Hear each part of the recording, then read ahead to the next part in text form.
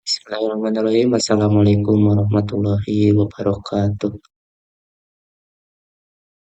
Yang terhormat, dosen pengampu mata kuliah perancang pengembangan produk, Bapak dosen Septianul Hayat STMT, dan izin memperkenalkan diri, saya Idam Ramdhani, NPM 2103-98. Sini saya akan mempresentasikan sebuah metode KFD untuk memenuhi tugas perencanaan dan pengembangan produk. Dilanjut, KFD di sini ada beberapa isi dari PPT saya. Yang pertama ada apa itu KFD, yang kedua sejarah KFD, yang ketiga ada tujuan dan manfaat KFD, yang keempat jenis-jenis KFD, yang kelima pemahaman metode KFD, yang keenam kesimpulan.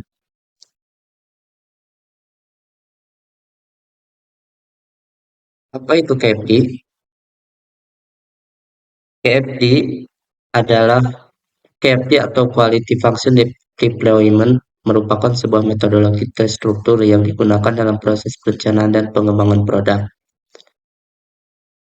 KFD adalah singkatan dari Quality Function Deployment yang bahasa Indonesia berarti penyebaran fungsi kualitas.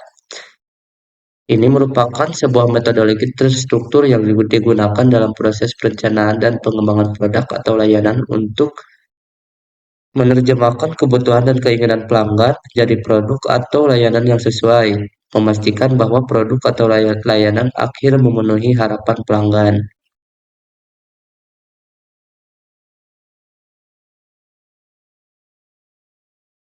Jadi pada sejarah KFD, Quality Function Deployment atau dalam kurung KFD merupakan metodologi terstruktur yang digunakan dalam proses perencanaan dan pengembangan produk.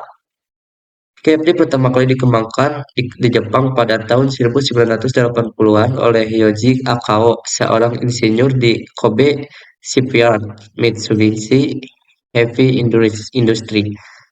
Awalnya KFD digunakan di industri manufaktur untuk meningkatkan kualitas produk, namun seiring waktu KFD telah diterapkan di berbagai industri, termasuk jasa, perangkat lunak, dan perawatan kesehatan.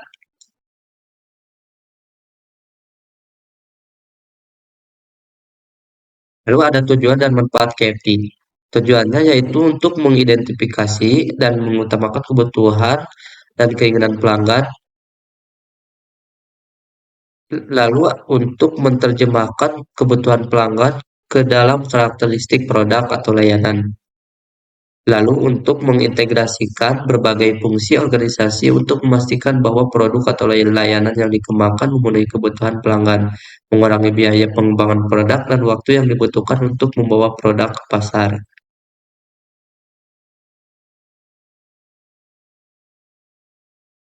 Lalu untuk meningkatkan kepuasan pelanggan, KFD membantu perusahaan untuk memahami dengan lebih baik kebutuhan keinginan pelanggan. Hal ini memungkinkan perusahaan untuk mengembangkan produk atau layanan yang lebih sesuai dengan harapan kepuasan pelanggan yang lebih tinggi dan dapat meningkatkan loyalitas dan mendorong pembelian ulang. Nah, di sini untuk manfaatnya sendiri. Nah, untuk yang kedua, untuk mengurangi biaya, KFD merupakan perusahaan untuk mengidentifikasi dan mencegah cacat produk sejak awal dalam proses pengembangan. Hal ini dapat menghemat biaya yang terkait dengan reward, scrap, dan garansi. KFD juga dapat membantu perusahaan untuk merampingkan proses pengembangan produk yang dapat further mengurangi biaya. Lalu ada mempercepat waktu ke pasar. KFD membantu perusahaan untuk mengembangkan produk atau layanan baru lebih cepat dan dengan meningkatkan fokus pada kebutuhan pelanggan, meningkatkan komunikasi dan kerjasama antar departemen, mengidentifikasi dan menyelesaikan masalah secara lebih awal dalam proses pengembangan memasarkan produk atau layanan ke pasar, lebih cepat dapat memberikan perusahaan keunggulan kompetitif yang signifikan. Lalu ada meningkatkan kualitas produk. KFD juga membantu perusahaan untuk fokus pada pengembangan produk yang berkualitas tinggi dengan menerjemahkan kebutuhan pelanggan ke dalam persyaratan teknis yang spesifik dan terukur, memprioritaskan persyaratan teknis yang paling penting. Mengembangkan rencana untuk memenuhi persyaratan teknis produk berkualitas tinggi dapat meningkatkan reputasi perusahaan dan menarik lebih banyak pelanggan. Lalu ada yang kelima, meningkatkan komunikasi dan kerjasama antar departemen. KFD juga membantu meningkatkan komunikasi dan kerjasama antar departemen yang terlibat dalam pengembangan produk. Hal ini dapat membantu untuk mengurangi miskomunikasi dan kesalahpahaman, meningkatkan pengambilan keputusan, mempercepat proses pengembangan produk. Komunikasi dan kerjasama yang lebih baik dapat mengarah pada produk atau layanan yang baik dan lebih efisien.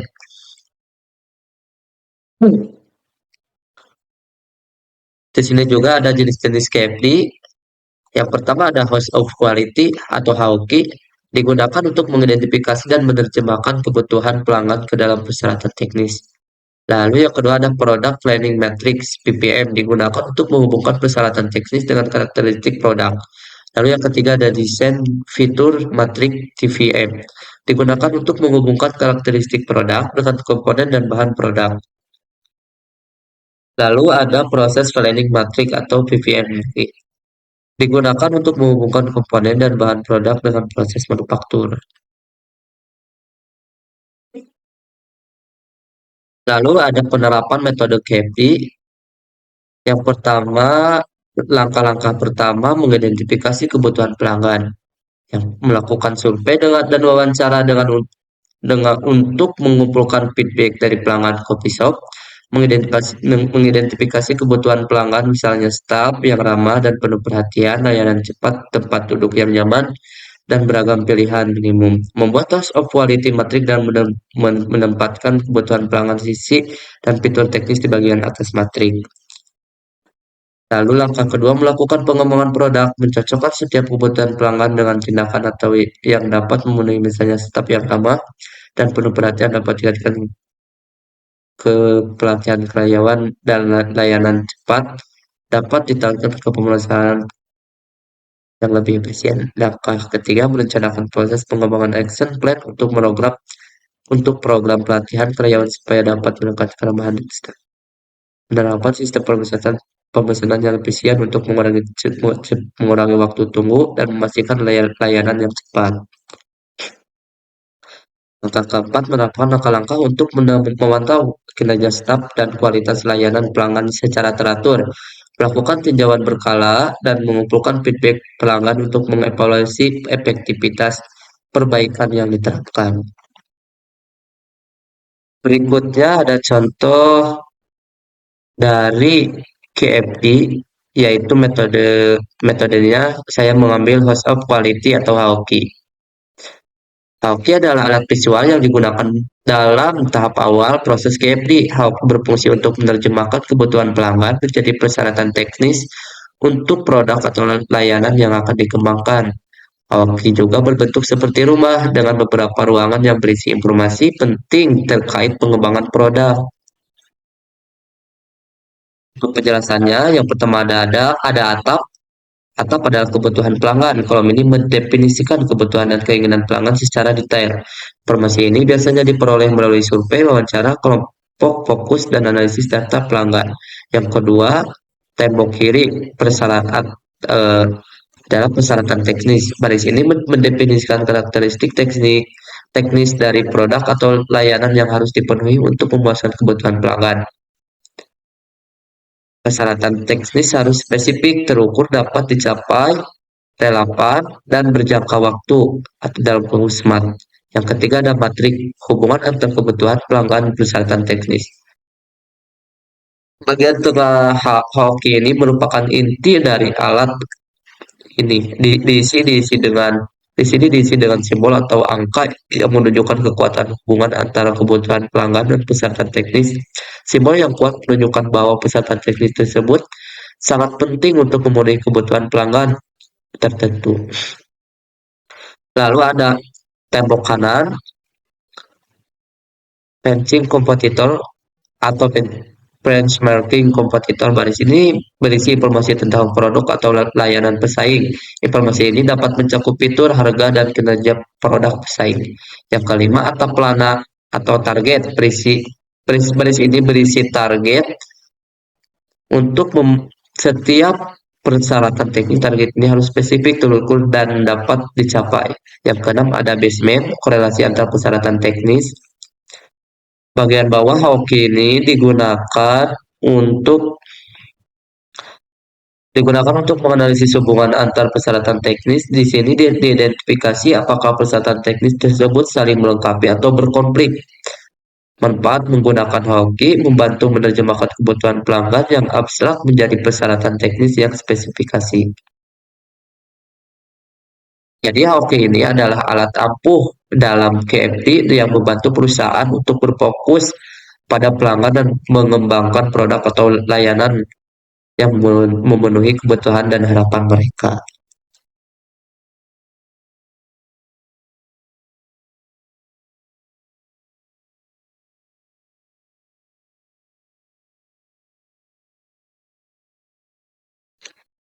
Lalu di sini ada contoh contoh KFD, host of quality. Sini juga kan di sini itu ada untuk membuat produk. Yang pertama tuh ini untuk apa yang diinginkan pelanggan, what the customer want. Ada lightweight yang artinya ringan, easy to use, mudah digunakan, dapat dikendalikan, mudah dipegang dengan stabil, tidak ada ekspor ganda.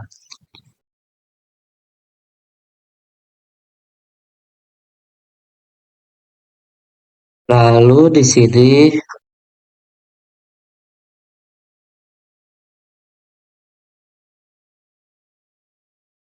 juga ada matriksnya.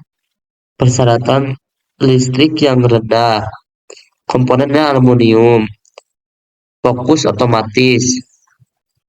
Untuk kemajuan eh, ekspor otomatis, kemajuan film otomatis, desain ergonomis.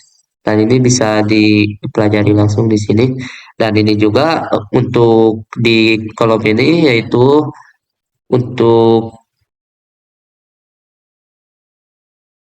apa yang kita dapat lakukan menerjemahkan keinginan pelanggan ke dalam atribut produk yang set target desain. Jadi di sini tuh kita akan tahu apa yang digunakan oleh perusahaan pesaing, yaitu perusahaan A dan perusahaan B. Contohnya, kesimpulannya di sini adalah kesimpulan quality function deployment adalah metode untuk memastikan produk atau layanan yang dikembangkan sesuai dengan kebutuhan dan keinginan pelanggan. Metode ini mengidentifikasi apa yang diinginkan pelanggan dan menerjemahkannya ke dalam spesifikasi teknis produk melalui alat yang disebut house of quality. Manfaat terutama KPI termasuk fokus yang kuat pada pelanggan, pengurangan waktu dan biaya pengembangan produk, serta meningkatkan kerjasama antar departemen. Meskipun prosesnya bisa rumit, KFD membantu organisasi menghasilkan produk yang lebih baik dan memenuhi ekspektasi pelanggan dengan lebih efektif. Sekian dari saya, terima kasih. Mohon maaf bila banyak kekurangan. Terima kasih. Wassalamualaikum warahmatullahi wabarakatuh.